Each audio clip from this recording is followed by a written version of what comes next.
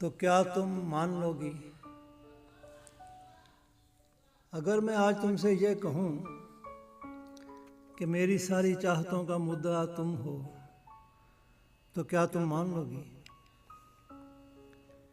मेरी वो चाहतें जो सीनाए माजी में दिल बन के धड़कती हैं, जो मेरी ज़िंदगी के पहले वर्कों पर इबारत हैं। मेरी वो चाहतें जो आज एल्बम में लगी तस्वीर की मानिंद चुप हैं, या किसी ऐसे खिलौने की तरह उकता के जिसको फेंक दे बच्चा कोई,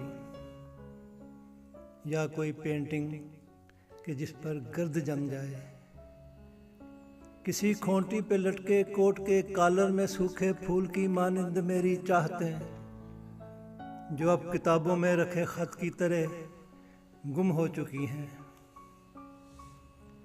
मैं सारी चाहतें अब एक तरफ रखकर अगर तुमसे कहूँ कि अब मैं बस तुम्हारा हूँ, मेरे दिल में अब किसी को चाहने की आरज़ू जिंदा नहीं है। मैं सारी चाहतों का एक गुलदस्ता तुम्हारी नज़र करना चाहता हूँ, तो क्या तुम मान लोगी?